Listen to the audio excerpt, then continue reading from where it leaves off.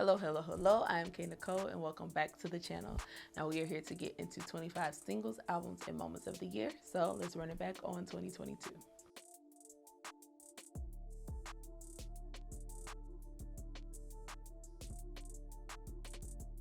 Now, I think y'all already know at this point, I am an R&B girl, but when the music hits, it hits. The project that was on repeat for me this year was Muni LIZZO's Public Displays of Affection. Now, we did do a game plan episode on it, so I won't stay here too long. I'm very excited to see Muni LIZZO back and having her moment in the spotlight.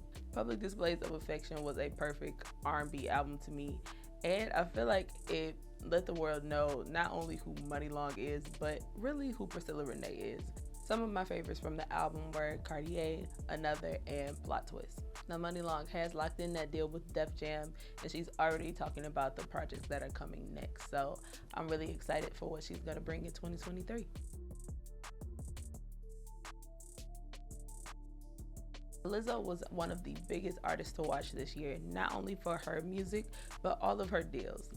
She launched her shapewear line, Giddy. She had her Amazon show, Watch Out for the Big Girls, and released her documentary. Y'all know social media cannot let you have your time in the sun without some scrutiny, but say what you want about Lizzo's music, she is absolutely going to make music that makes people feel good.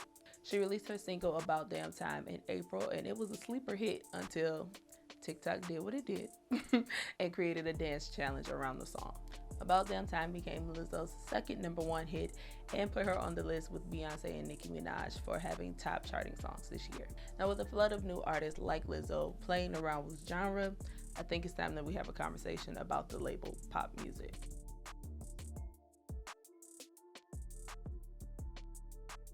Now, I may be being a bit extreme, but I think there needs to be a different label for pop music.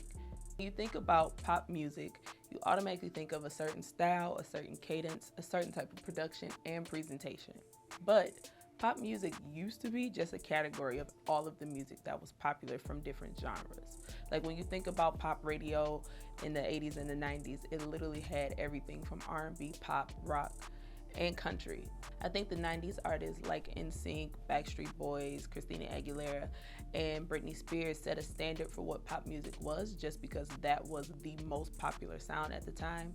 But with the way music is now, it's made it difficult for other artists to break into the popular space.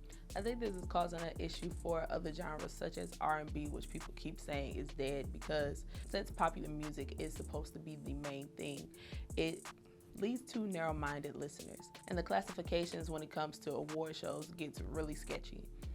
Popular music feeds the main algorithm and the social feeds, so I feel like the popular music classification is what feeds the main algorithm and also our general social feeds. So it's either time to reclaim pop or rename the sound.